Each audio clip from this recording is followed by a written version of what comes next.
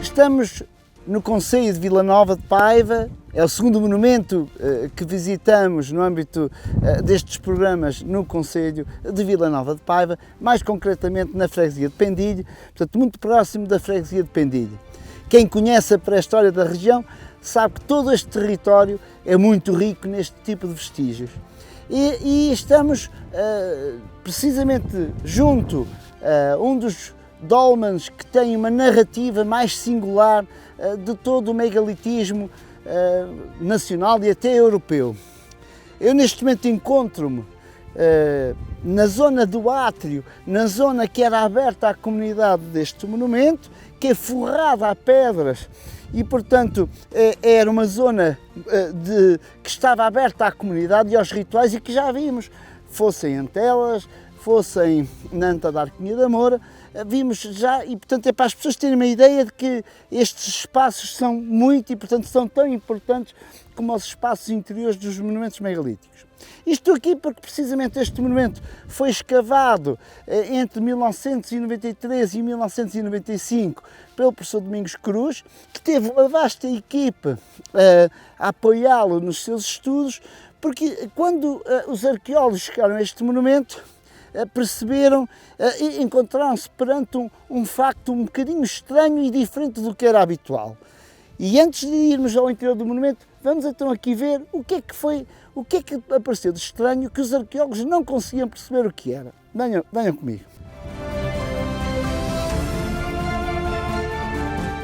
Quando os arqueólogos chegaram a este monumento para o estudar, todo o entorno, todo este espaço em frente estava coberto de terra e a única coisa que se via era o topo das pedras dos esteios da câmara funerária e viam-se estas pedras enrugadas, fragmentos de pedras muito estranhas que parecia que tinha havido aqui um fenómeno que não se conseguia explicar.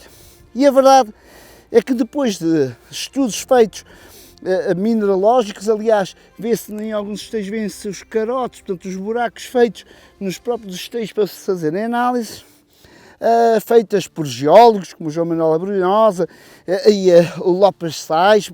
Isto foi uma equipa internacional e fizeram análise precisamente a estas pedras e perceberam então que se deu aqui um fenómeno para já único na nossa pré-história.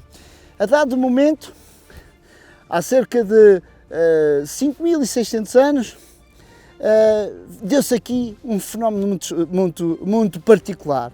Foi acesa uma fogueira sobre o monumento, portanto, imaginem isto com uma tampa, e quando quiseram selar o monumento, acenderam uma fogueira imensa, uma pira com lenha, e esteve uma fogueira acesa aqui durante imenso tempo, provavelmente semanas, que atingiu temperaturas de cerca de 1300 graus centígrados e que fez com que as próprias pedras derretessem. Ou seja, o que nós vemos aqui são as pedras derretidas pela ação dessa imensa fogueira que foi feita num ritual para já único na Europa de se acender uma fogueira em cima do monumento. É um ato simbólico, é um ato ritual, é um ritual muito curioso e que mostra como é que estas comunidades entendiam que o próprio ato de condenar o monumento, de o selar para a posteridade, era um ato muito solene, carregado de simbolismo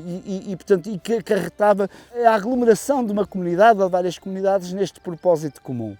Mas agora vamos lá dentro e vamos ver então outro aspecto muito curioso que este monumento tem. Tal como noutros monumentos que já visitámos, como por exemplo o Dolmen de Antelas, vemos que a seguir ao átrio de quem entra, existe, neste caso concreto, um corredor intratumular. Chama-se este espaço, e aqui este é o monumento da Beira Alta escavado, que tem este corredor mais preservado e mais expressivo. no fundo, revestiram a Mamoa com uma carapaça de pedras e construindo um corredor, seria aberto ou eventualmente fechado com madeira, podia ser com madeira, mas o que se acredita é que estaria aberto, era um ritual, era um corredor de passagem, e aqui, agora está aqui um bocadinho sujo, o corredor propriamente dito era marcado com duas pedras grandes, que estão de um lado e do outro, a marcar só a entrada. Seria um corredor só com um vestíbulozinho. Ao contrário dos outros monumentos, como já vimos em Antelas ou em Arquinha da Moura e outros tantos, que tinham um corredor de acesso, o corredor é só marcado por estas duas lajes e depois sim tinha uma passagem, um corredor chamado intratumulares, constituído por essas pequenas pedras. E então tínhamos aqui a câmara megalítica. É uma câmara pequenina, não é muito grande, mas também tem arte. Tem arte pintada e tem arte gravada. A arte pintada vê-se muito mal, estará neste esteio de cabeceira, aqui neste esteio, aqui nesta zona, neste momento está sujo e vê-se muito mal, mas tem arte gravada. Também tem um sol que podemos ver aqui representado, aqui,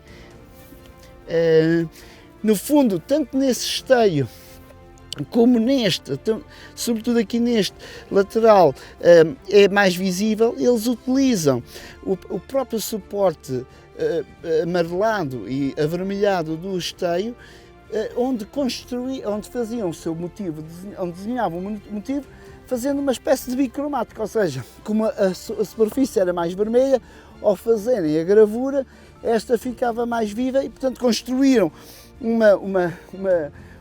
a imagem quase que é pintada a branco, mas não é gravada. O motivo que ali vemos, que é um sol, portanto, é um motivo que aparece em alguns monumentos megalíticos da Beira Alta, apareceu aqui também, num vaso que foi achado e que tem também um solzinho desenhado no vaso. Portanto, este culto ou esta alusão a motivos com a estrela, com o sol, é um motivo que, embora não seja frequente, também não é incomum e que nos mostra que eles tinham uma relação muito próxima e que, com o astro-rei, como se costuma dizer. Como podem ver, embora falte aqui a tampa, nós vemos que este monumento não era muito grande, portanto não tinha dimensões muito grandes, mas tem um aspecto muito curioso. Preservando ainda a Mamoa, tem, sobretudo, a sua localização no terreno, é uma localização muito particular. Ele localiza-se no cume de uma elevação, de uma grande elevação, dominando um território vastíssimo, um território de muitos quilómetros e, portanto, era uma marca na paisagem, mais do que até qualquer um que já tínhamos visto nestes programas. Este sim é uma marca muito evidente num território, portanto este monumento foi feito para ver, mas também sobretudo para ser visto. É uma marca que era vista por todas as comunidades, por todas as pessoas que passavam aqui em redor, tinham este ponto de referência na paisagem. Fosse como uma orientação física, fosse como uma orientação espiritual até.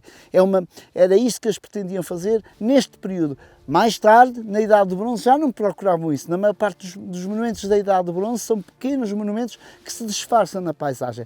Mas este não.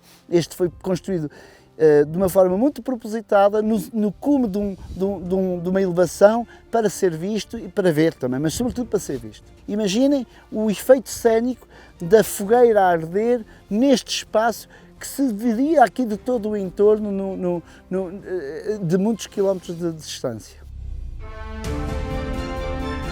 Não podemos despedir-nos deste monumento sem vos convidarmos a visitarem o Museu Arqueológico das Terras do Paiva, que está em Vila Nova de Paiva, muito perto daqui, onde inclusivamente se encontram, para lá das peças que aqui surgiram, encontra-se um fragmento de um esteio da Câmara que tem pinturas e que não se conseguiu colar aqui no monumento, portanto não se conseguiu colocar no sítio original e foi transposto para o museu, onde pode ser visto, e aí sim vêem-se muito bem os tracinhos a vermelho e, portanto, é mais uma oportunidade para as pessoas voltarem a irem a Vila Nova de Paiva e virem ver o Museu Arqueológico das Terras do Paiva.